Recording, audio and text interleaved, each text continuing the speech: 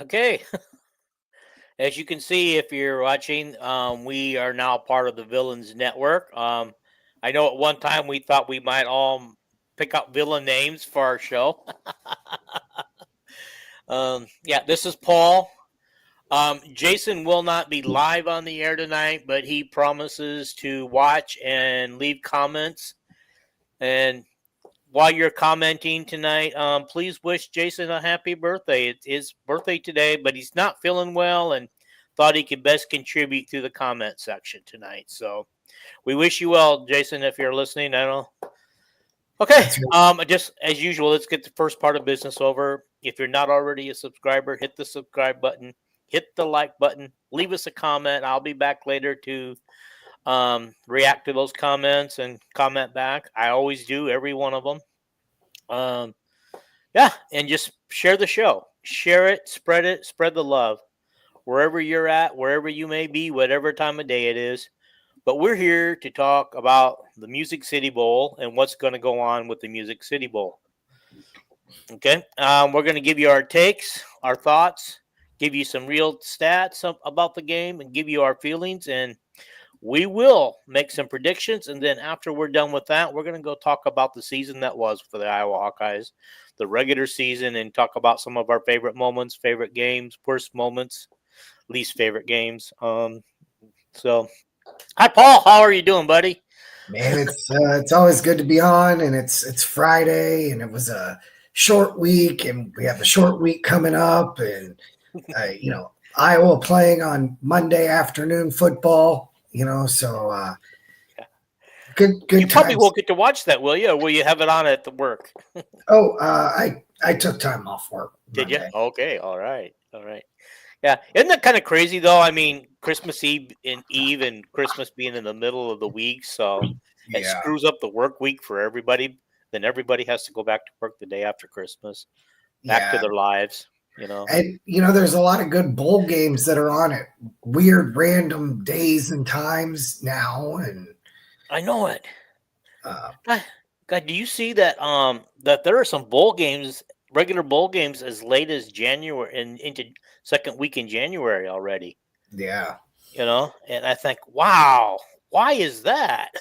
Is that TV dictating on what bowl games get played when? And That you that know, very well could be, but yeah, I mean, there's so many options that they have that they can put these games on. But I think the problem is ESPN owns the rights to 80% of these bowl games, the TV yeah, I rights. think they got all but one or two. Yeah, all but a couple. I don't know that they got the Rose Bowl, and uh, I think the Sun Bowl is always on CBS. Yeah, it's always, as far as I can remember, it's always been on CBS. Yes. So So, well, let's get started. Let's talk a little bit about Missouri. They are coached by Eli Drinkwitz. That's all I can say. That I not heard his name pronounced, so that's how it's spelled. It is a team that over the last did 2 years did he's you been say with. his name was Eli Moskowitz? No, Drinkwitz, Oh, Drinkwitz, Drinkowitz, Drinkwitz.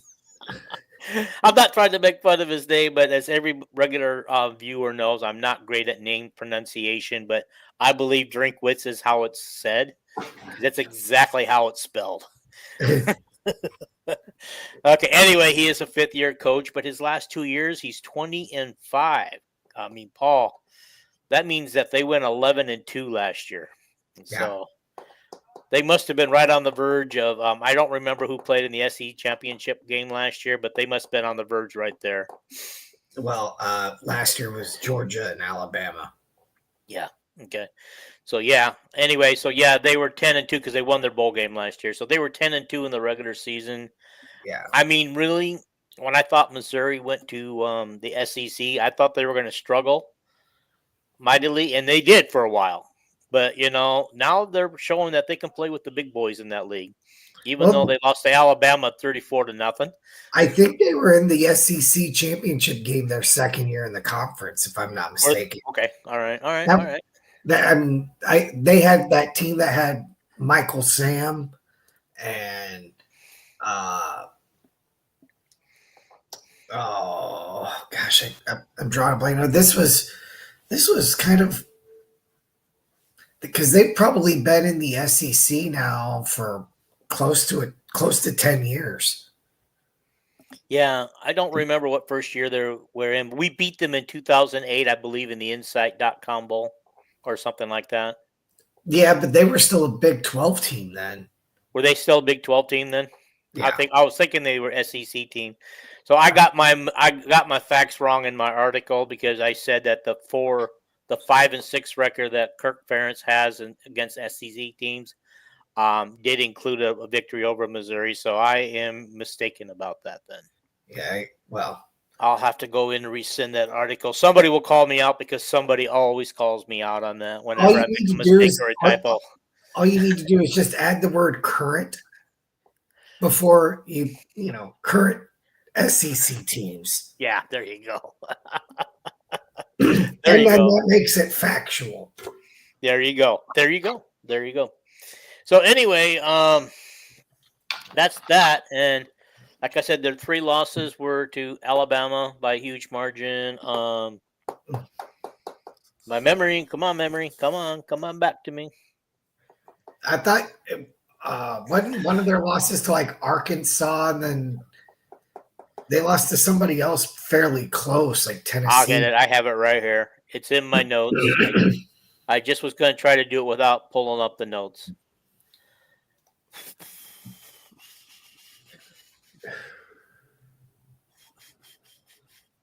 Yeah, let's do that.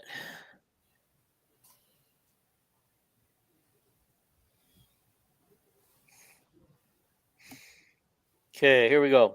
All right, they lost to South Carolina 34-30 in the final game of the regular season. South Carolina. Okay. They were ranked, and I think they are still ranked. Texas A&M 41-10, and Alabama 34-0.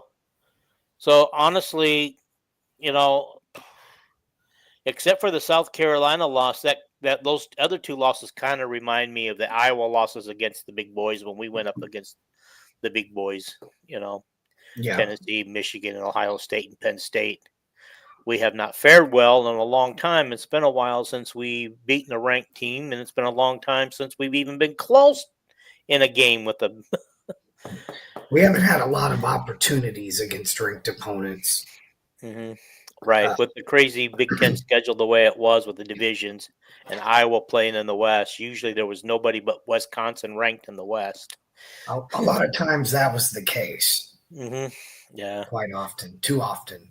Yeah, and I think Wisconsin's going through a 4 or 5 year streak now where they just not, ever since COVID, they've just not been the same. Yeah. I think we've beaten them 4 out of the last 5 times. That sounds about right. Yeah. Yeah, I think it does. And, isn't that nice to say that? Because Wisconsin has owned us for so long. well, yes and no. I mean, the series was so competitive. And for a while there, they were just, with Bielema being the coach there, it was like they were carbon copies of each other. Uh-huh. Wanted to play similar style of football, and the thing was they were a lot like us, but just slightly better in some of those years. They'd have a better offensive line, or yeah, they are running back you up there at Wisconsin, aren't they? Yeah, they were. Yeah, with those big linemen. Man, those linemen were huge. But anyhow, I mean, I can remember things have changed a lot, over the years in college football, but more so with Wisconsin changing their style, Michigan State changing their style. But I always used to be my favorite games to play because I always felt we had a 50-50 chance to win those games because it was like we were going against each other with similar styles. Yeah. Styles, and now Michigan State's changing and Wisconsin's in the midst of a change. And so I think we're the last holdout. I don't know if anybody else in the Big Ten plays our style of football anymore. Well, and it's not a terrible thing. The more teams, I should say, the less teams that are like what we want to do makes it actually more difficult to play us. Mm-hmm. Yeah. You know, like if you've got one power team on your schedule and 11 spread air raid teams, you're going to recruit and you know, coach to, you know, play the spread or defend the spread Mm-hmm. more than you are, you know, the power football type. You know, so I mean that could give Iowa somewhat of an advantage. Yeah. Well, let's just talk about. Let's kind of like because I like where we're going with that discussion, and I think that would fit more in the second segment I want to do today. Hey, Hey, Hockaholics. yeah, we are streaming over the Hockaholics webpage tonight, as well as YouTube, and so that's cool. I like that. It should get us some more viewers, but let's just talk about okay. They are led by a quarterback, Brady Cook. He'll line up under center. And so in 11 games this year, I don't know why he must have missed a game. He hit 183 of 289 for his passes for 63%. Okay, 2,248 yards and 9 touchdowns with just 2 interceptions. Okay, here's the crazy thing. Let me go back and find my notes again. Okay. 9 touchdowns over 11 games isn't all that impressive. No, he actually, we're going to get to that. He has a running back that scored 12 touchdowns. So the running back scored the majority of the touchdowns, kind of much like our running back did. So our 3 quarterbacks combined were 149 for 242, 7 interceptions with 9 TDs. They threw for a total of 1,580 yards. The 3 of them combined for 62% completion rate. So the completion rate is better than it has been when you look at the overall. I don't know if somebody was under 60, but so that's encouraging. That's encouraging. I do know that the starter will be Brandon Sullivan, as everybody knows by now. That's no secret. He's been more of a running quarterback this year and just passing the ball off to Caleb. But we don't have Caleb in this game. So we're going to have to depend on Kamari Moulton, Jazz Patterson, and I got it on good authority from reading some podcasts today and listening to some podcasts, I should say, that Brendan Dahl is looking very good in practice. Expect to see him get some touches.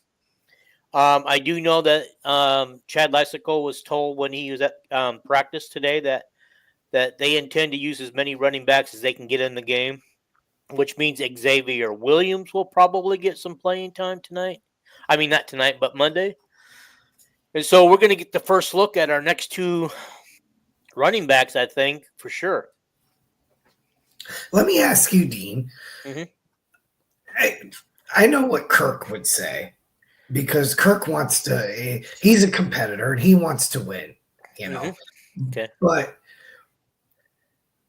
would you sacrifice knowing that Iowa would lose the football game on Monday if it meant that, you know, we got everybody in the game that we could? I mean, I'm talking, you know, the red shirted players, walk-ons, you know, give just to get some of these guys some game reps and things like that. I'm not talking about, you know, starting a team of you know, freshman walk-ons. I'm just saying. Right. I understand what you're saying. Try to get certain guys, you know, I'd love to see Jaden Montgomery. He's a guy that I'd love to see get some game reps. Is he a running back? The name sounds familiar, but I'm trying to place where he's. He's a linebacker. Linebacker. Okay, yeah. I think, honestly, I'm going to say this. We know that Kirk's not going to do that. I mean, the one thing he's shown, one thing he's not afraid to do is put freshmen at running backs. True. He's shown the willingness to do that. This year he's shown the willingness, or I should say Lester has, to put freshman wide receivers in the game. I do like our future of our wide receivers, as you pointed out the other day, when in our group chat, that we've got some nice up and coming talent. They just got to be developed. Yeah. And so, Reese Vanderzee's not listed on the two deeps for this game, but he will play. Okay. And so he's back. We got Jared Bowie. He's going to be playing. He's already. Of course, we got Jacob Gill, probably our most experienced wide receiver, because Seth Anderson doesn't look like he's going to play. Really? I didn't know that. Yeah, he's hurt again, I think. He was in street clothes today. Oh, another person probably who won't play is our center. Correct. Broken hand, yeah. Logan Jones. Ellsbury, I guess, is going to start be the center, yeah.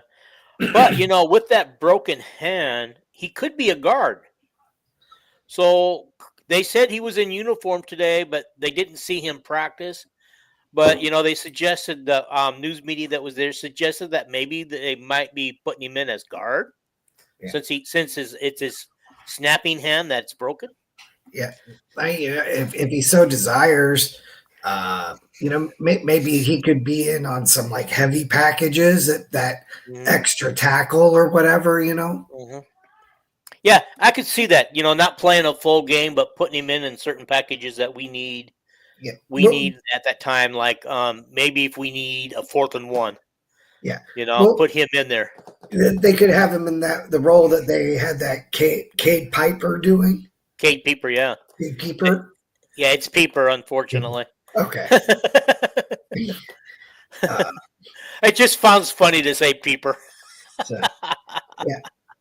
But he's been in several times this year as that extra offensive lineman and like goal to go down, Yeah, he has.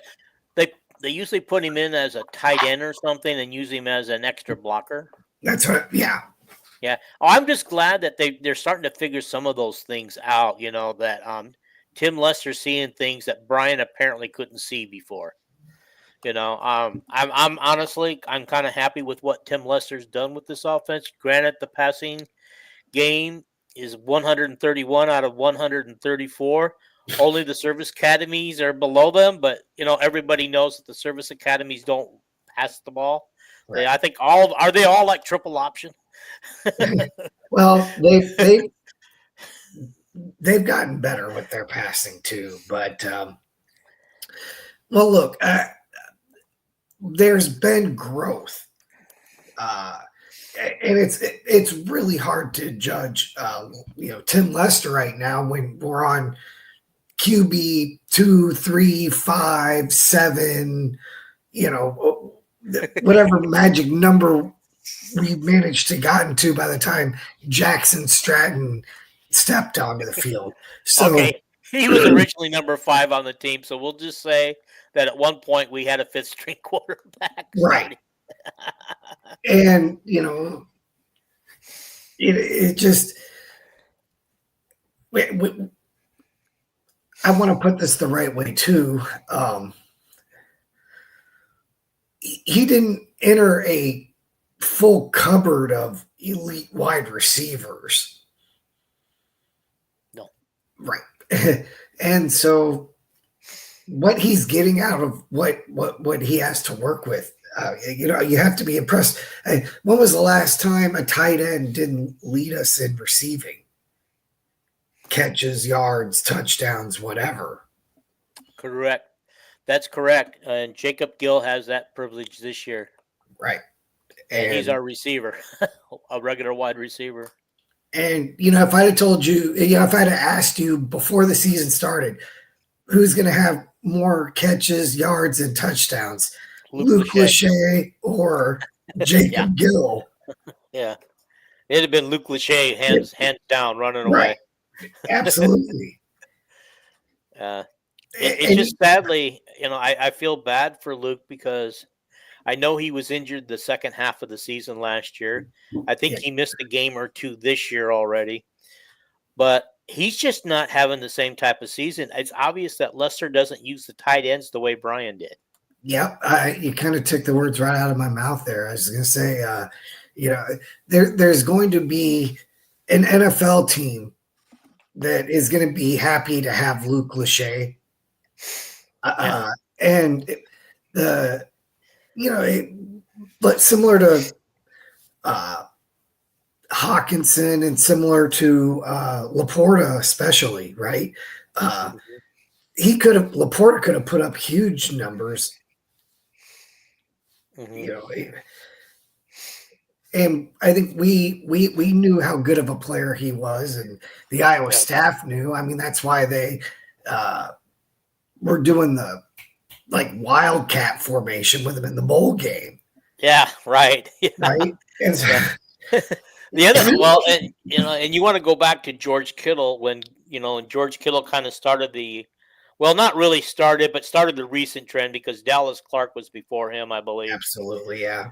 But Kittle wasn't that great. I mean, he was a good tight end for Iowa, but he was injured a lot, didn't play a lot. He'd come in for a game, and then we'd lose him for another couple games. And but just to show you that some of the things they do in college doesn't always relate to what they can do in the NFL, like what Kittle's doing in the NFL. If he'd have done that while his 4 years at Iowa, holy crap. Yeah. Holy crap. We might have been undefeated national champions all those years. Well, and, if he was doing what he's doing for the Niners, if he was like that as a Hawkeye, he wouldn't have lasted till the 5th round or whatever when the 49ers drafted him. Yeah, that's true. He'd have been gone earlier. Yeah, much earlier. Yeah, but I mean, we won't talk about what's going on with the 49ers this year because I don't think they even have a regular starter in their lineup anymore except for a few people. But Kittle was on the cover of Sports Illustrated as a Hawkeye. So Yes, he was. Was that our when we started out 9-0 that year? Yeah. Yep, that's the 9-0 cover. Was it? And we got jinxed the following game when Stanzi got hurt, or was it Stanzi? Those are different eras. Yeah. So, no, I mean, well, no, that was the Beathard.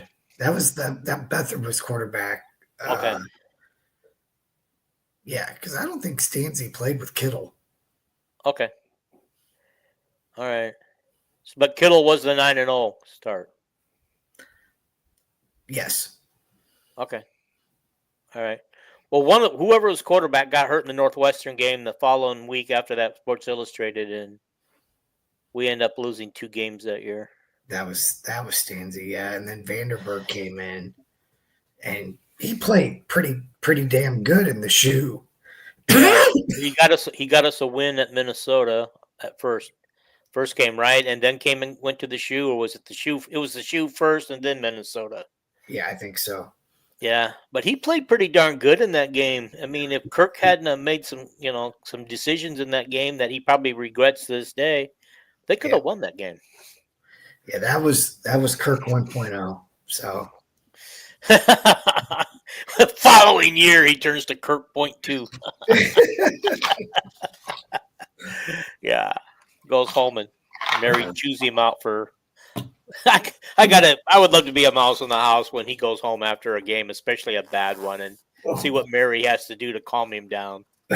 I'm sure he's fiery when he goes home. He just looks like the fiery type that we will never see in the public persona.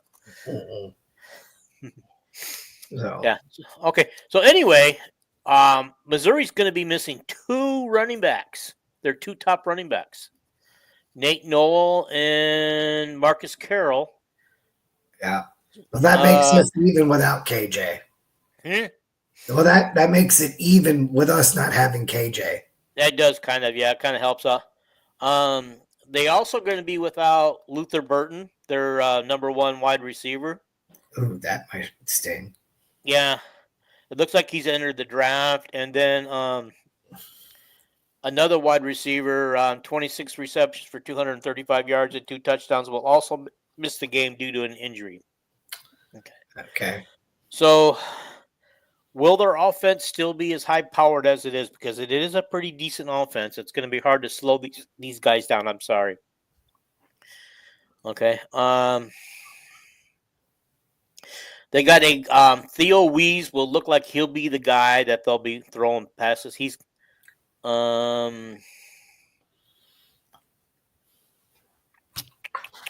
he says he has 50. He's caught 55 passes for 809 yards and 3 touchdowns. I don't know if that's a career or if that's this season. They're not making that clear.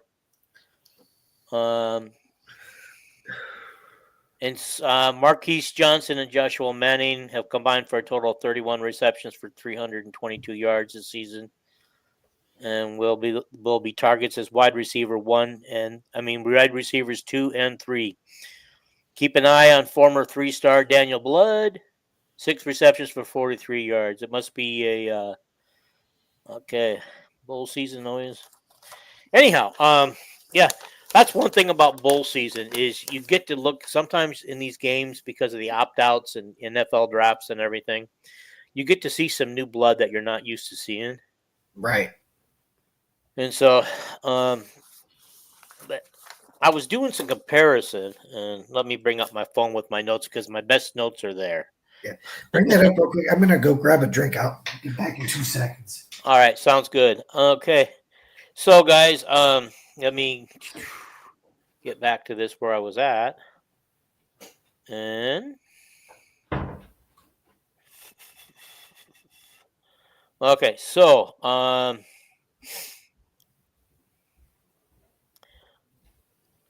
Tigers are right. So I was looking at here's what our guys have got. Our receivers have got going into the game comparison. Jacob Gill has 382 yards. Reese Vanderzee has 176 yards. Jarrett Bowie has 64 yards. Tight end Luke Lachey has 227 yards. Addison Estranga has 85 yards. Zach Orthworth has 133 yards. And so those are likely the guys that are going to be catching most of the majority of our balls on Monday.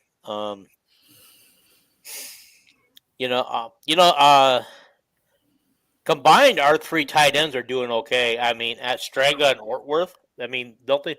Orthworth might be a little bit better than Estranga, don't you think? No. You think it's the other way around? Yeah. I think when healthy, Estranga may be the best tight end on the roster. Oh, okay. All righty. I'll go with that. Okay. Okay.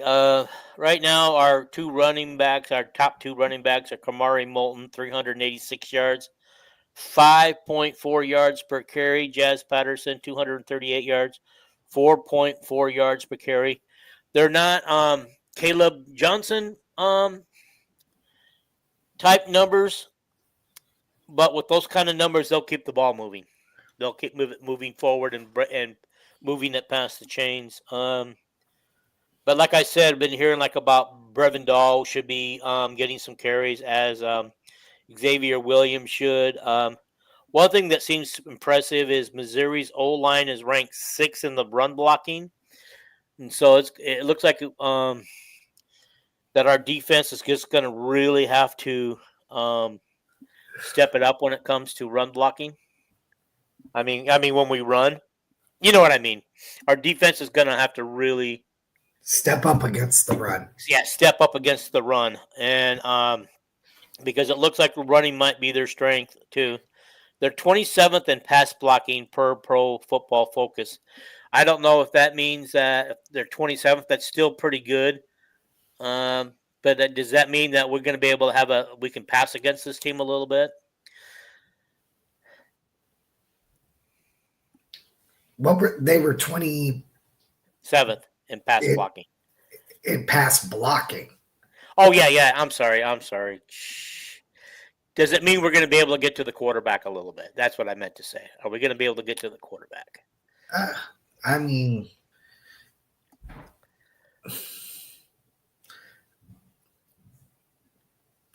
Are you asking, can we get to the quarterback rushing 4? Yeah. Yeah, I mean, I with Llewellyn and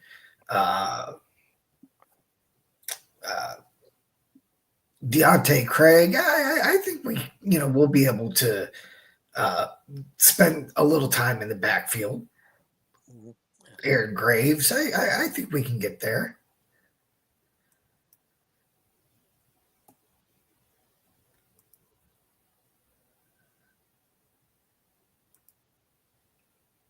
Okay. Right? Yeah. I just checking out. Just wondering. We've had some decent viewerships tonight, but hadn't had much in comments. Jason's on board now. Everybody, if he's commenting, he thank you everybody for the birthday wishes. Go give him a birthday wish if you guys are online, real quick while we have him. Okay, alrighty. Jason, in the comments, if you could tell us, we were just talking about the pass blocking for Missouri being ranked 27th. Does that mean that we would have a decent, we could get to the quarterback and get in the backfield and disrupt him a little bit? So we'll just continue talking while he types that out. I hope he does. Okay. Their defense holds teams to 20 points per game, while Iowa, which ranks 19, Iowa holds their opponents to 17 points a game, and I wasn't able to find their ranking on that. But, obviously it's higher ranked than Missouri. Total defensive yardage they give up is 319, good for 21st. Iowa's total defense is 313 yards, 0.6, and has forced 17 fumbles, taken away 8 of those, while losing only 4 fumbles this year themselves. Iowa has 16 interceptions this year. I did not know that stat until I looked that up today. Does that seem like a crazy amount? 16? Yeah, or is that about average? Because it didn't seem like we got any last year, hardly. 16 is probably or average or even a little below average. Okay, all right. Alrighty. It just seemed like a lot to me. Yeah. Okay. All right. And Iowa threw 7 interceptions themselves this year. Okay. All right. Jason says their pass protection is a little misleading as they use run quick pass plays, but yes, Iowa's definitely gonna get some pressure on their QB. Is Cook starting? As far as I know, he is, according to this article I read today. What's 16? Oh, Iowa has 16 interceptions this year. Iowa has 16 interceptions this year, which I didn't think it was that much because I didn't remember that many interceptions. But hey, it's what the stats that came right from the University of Iowa. I pulled them up myself. All right. Drew Stevens is 19 of 22 on field goals, as long as it's 54. I thought it was longer, but I guess 54 is what the University of Iowa is saying. Rise Dakin punted to a 44.2 average, as long as being 61. Not bad for a true freshman. Oh, he thinks the top is 26. Okay, so yeah, so we're a little low on that numbers. Then we need a little more. Then, of course, if our cornerbacks would stop getting burned for touchdowns, maybe we could get a few more. I can think right off the top of my head of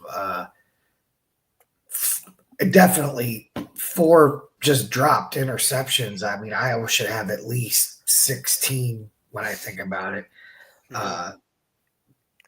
It was against Nebraska early in that game. The safety, Schulte. Was it Schulte? Yeah. I think he dropped one. So anyway.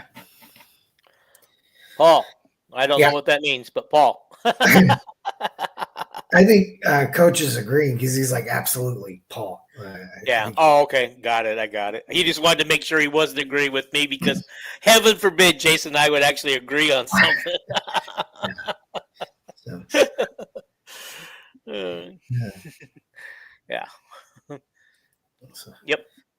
Okay. All right. So their kicker is 22 of 32, and his longest is 56 yards, and their punter is a 41.4 average. So maybe we're slightly better in the kicking department than they are, but not much.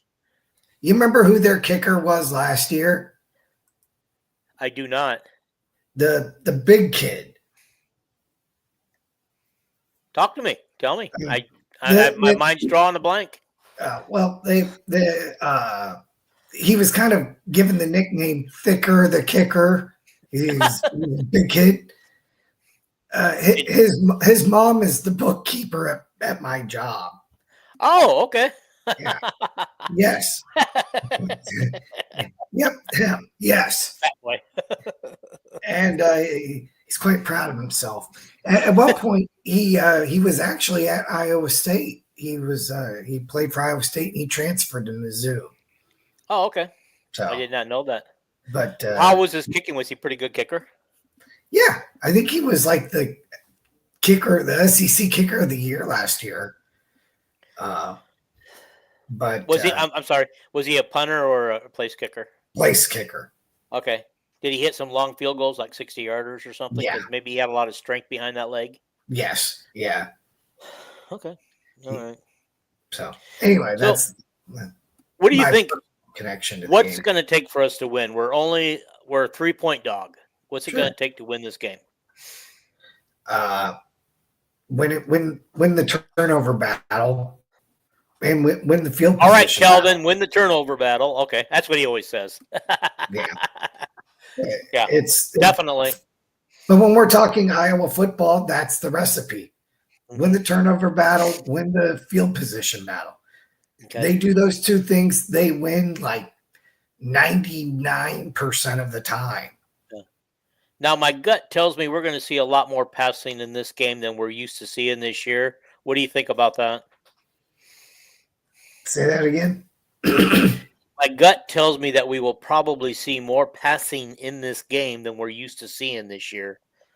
What do you think about that? Because if we don't, I don't know if our running backs are able to win us games the way Caleb did. Oh, I think Tim Lester. We have seen the Tim Lester offense. Mm-hmm. I really don't think we're going to become pass happy because we don't have KJ. I think we want to be who we want to be. So Yeah, Jason doesn't think we'll see anything different in the passing game. I think we will. They've been working on passing since the last game, and honestly, I just think we will. I honestly believe we were going to see a little more passing, a little. I don't think it'll be fully balanced, but I don't think it'll be like it was. Like if it was 10-90, might be 25-75. You know what I mean? Because I think we almost have to. Because, I mean, how often can we continue to try to run through brick walls? Every team throws brick walls at us. yeah. Well, the thing that maybe we're not saying out loud is that we're not exceptionally gifted the further away from you get from the football. Mm-hmm. Right. And so, and we have gotten a lot more creative with the running game than we had been. And I think I've seen some really cool running plays out of these formations.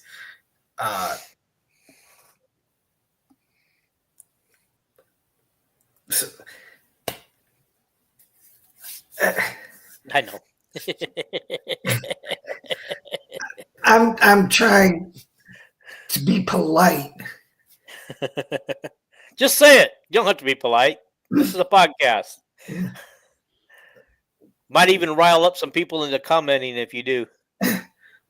We're not exceptional at the wide receiver position. I think we all accept that. Are we now? Before you move on, though, I'll let you finish your thought, but let me add to that thought real quick. Are we not exceptional at wide receiver because we're not exceptional at quarterback passing? Well, that's a whole different set of problems, right? But yeah. But anyway, go ahead and finish your thought. I just wanted to give you something to think about. I mean,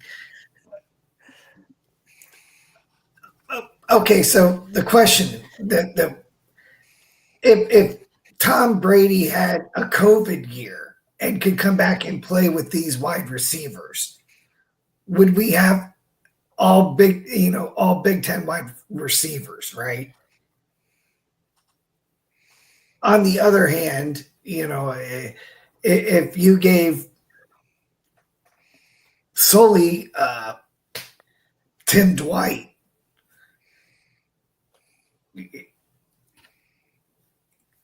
the question that I'm trying to make here is,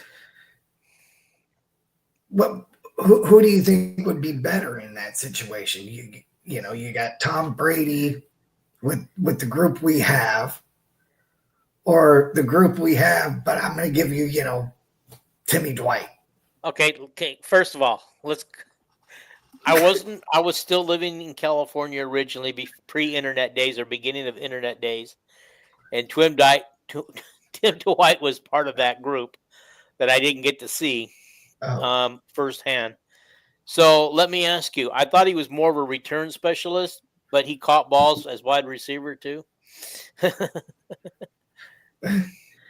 Yeah, he did everything. Okay, all right. Tim Dwight, although I didn't get to see many games in California, that's back before they started televising every game. You were lucky to see Iowa 2 or 3 times a year on a national network here in California. Okay, all right. So, alrighty, taking care of that. Paul, I want a prediction from you on the game, and get your prediction up, ready to go too. I have Iowa 17-10. I just don't think it's going to be much of an offensive game for either team. I think defenses take over this game and just shut each other down. And actually, that's probably more. I should probably be closer to 13-10, like the Nebraska game. Anyway, what do you got? I think this is going to go as a defense is optional game. Defense is optional.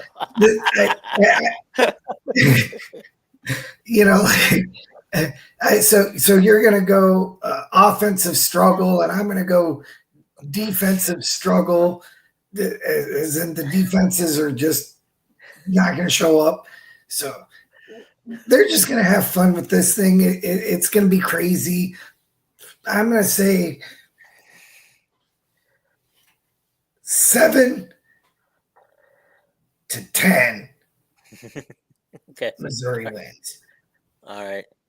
I'm trying to think. What'd you say the score was again? 10-7, Missouri. Okay. All right. Okay. So that means that Jason actually thinks that we're going to see both quarterbacks. Wow. That would be nice. That would be nice. Great. Or could we see a Rutgers? Who did they play last night? K-State. A Rutgers State game where we just throw the defenses out and see how many points we can score, and the last one with the ball wins. But yeah. I think that's exactly what it's going to be. It's either going to be just a complete offensive struggle for both teams, like it just an ugly, Nebraska, Iowa, right? Or it's just going to be crazy. Balls flying everywhere, just guys running wide open, blown coverages, broken tackles. I like that. Parker would never allow that. Could you see him? He goes, even after the bowl game, even though the season would be officially over, could you see him making, if that would happen, making his whole defense run stairs at the stadium at Kinnick from top to bottom? I think the Titans play on natural grass. I'm just saying. Here comes that Michigan State defense, y'all. You better be ready. We may not see Missouri's punter. Oh, please don't. I don't want to go through another Missouri. Michigan State, UCLA. I can't bear with that. And I think UCLA plays on natural grass.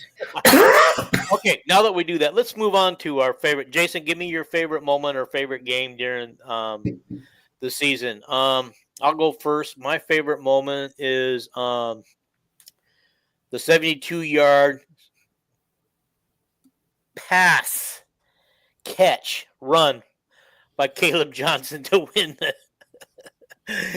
the Nebraska game, which basically didn't actually win it. We had to kick a field goal later to win it, but it brought us back into the game.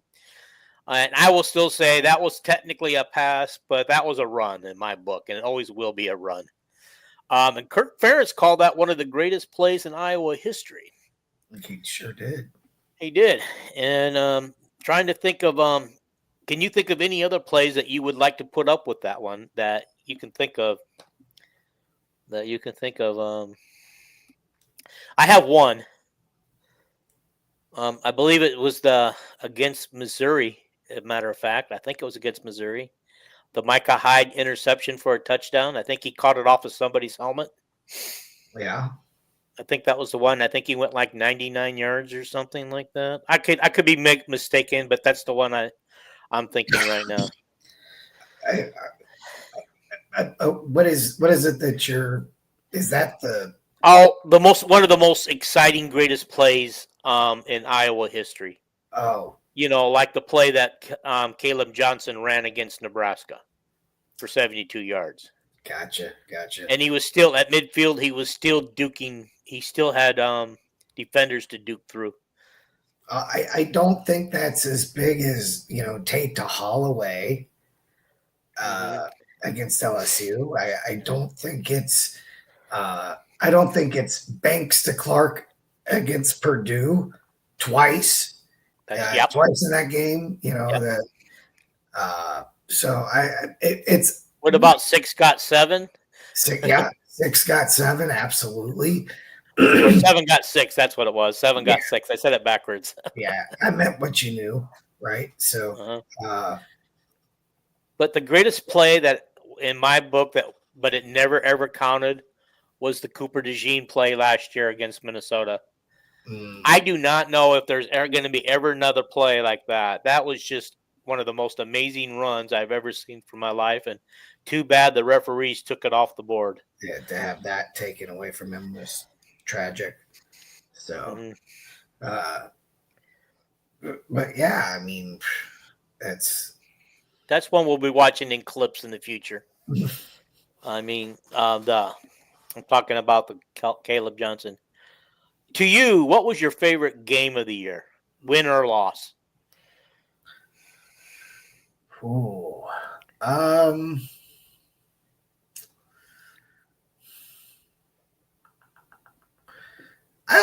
going to say the Minnesota game. I love that. We had a second half comeback, which you don't get that a lot as a Hawkeye fan. That was, I think, when we really started to see what we had with KJ. This is a Big Ten opener, and we got Floyd. So we showed them that was a mistake last year. That Floyd belongs in Iowa City, and Fleck, you can't have him, even though everybody was making funny jokes about him sleeping with it. Right. Yeah. Yeah. Honestly, I'm gonna say my favorite game of the year would be beating Wisconsin 40 points to whatever they had. That was nice. That's nice. I mean, because anytime we beat Wisconsin, Minnesota, Iowa State, I love those games. Those are our hardest fought rivalries. Those are the ones that our trophy games are, and it's just nice to be able to always can lately we've consistently beat all of them except Iowa State. We're 2-2 the last 4 years against Iowa State, but hey, they're an up and coming team. They're better than Minnesota and Wisconsin right now. And the thing too, real quick, Dean, on all those teams you mentioned with Hmm. Iowa State and Wisconsin and whatever, the other big thing that we have in common is we're all recruiting from the same pool. Like We are, yeah. when you're looking at these kids' offer list, they're if there's an Iowa offer, there's almost always like Iowa State, Wisconsin, Nebraska. Like Hmm. we we all they all are targeting the same kids.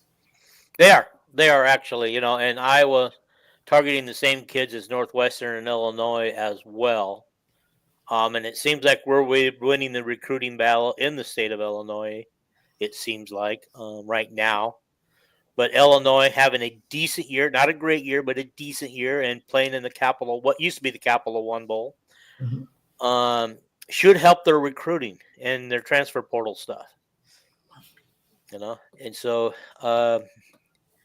it's too bad Hack didn't have his quarterback show today. That would have been a lot of fun to talk about too. But I'm going to go my favorite game. Another favorite game I liked is because it's kind of tied. Was one game we didn't win. It was the UCLA game. Just because I was there, experienced a game inside the Rose Bowl for the first time in my life. 68 years old, never been inside the Rose Bowl before, and just the whole experience out there. And I even got to be on the radio pregame show for the UCLA people because they were outside broadcasting it live, the pregame show, and they mentioned Kirk's name wrong, and I went up there and yelled at him in their microphone how to really pronounce his name, and they go, yeah. The other guy goes, yeah, I've been trying to get him to say that. Thank you for telling him that. I would love to have been on the other side of the radio to hear myself talk. That's awesome. We watched. They have a really good march with the UCLA football team being led by their coach walking in. It's quite a bit longer distance than it is for the Iowa people when they drop the buses off in front of the stadium and they all go past Niall Kennick statue. But yeah, it's a long walk for those guys. And then Iowa gets dropped off right next to the stadium, so we didn't really get a good look at them coming in. And so, but anyway, just because of the experience, I like the whole thing. And to be totally honest, we could have won that game. We could have at least been in position to tie it. Yeah. Down 17-20 with 4 minutes to go. We had plenty of time, but we don't try to run the ball with Caleb. I guess we must have thought with 4 minutes to go in the game that we're in panic mode, and Stratton tries to throw on all 3 downs, if I'm not mistaken, and he doesn't complete a pass, if I remember right. That all sounds correct. Yes. Yeah, hard to believe. All right. Did you have a favorite game?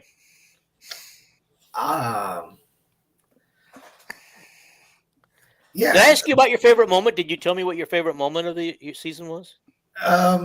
No, you asked me favorite game, and I said the Minnesota game. Oh, that's right. That's right. I didn't get your favorite moment yet. Jason, you haven't seen yours. I thought maybe you would type up yours real quick.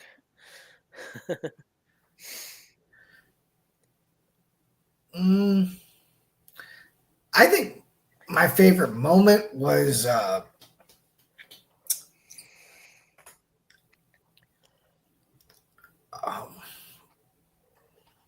man, it's so hard to pick one. Jason's game is Minnesota. So you guys are both agreeing there, which, surprise, surprise. You guys always agree more than I do.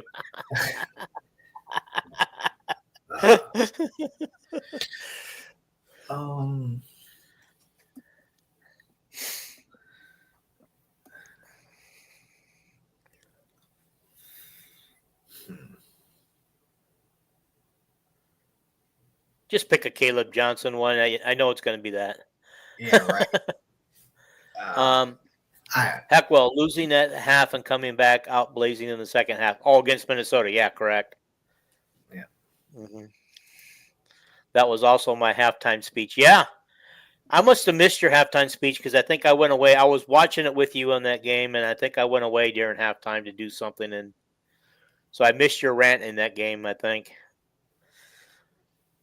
I'll have to go back and look for it. Yeah.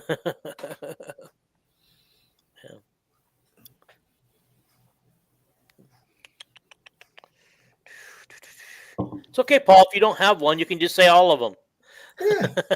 Yeah. You don't have to pick one out. If I recall correctly, we were either down 7-0 or up 7-0 at halftime against Ohio State.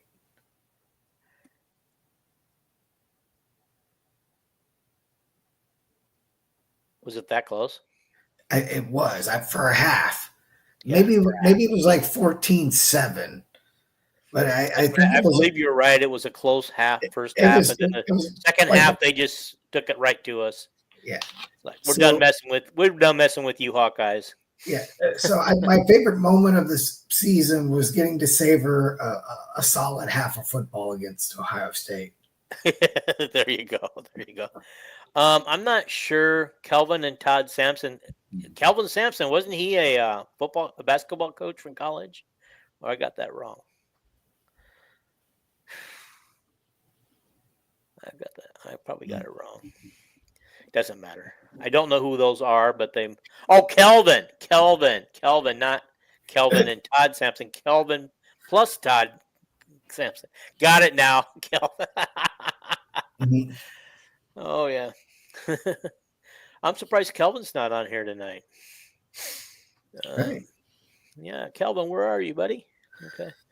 Mm-hmm. Well, honestly, unless we got some more to add to it, I don't really have much more planned for tonight. No. You know, I think getting kind of close to calling it good.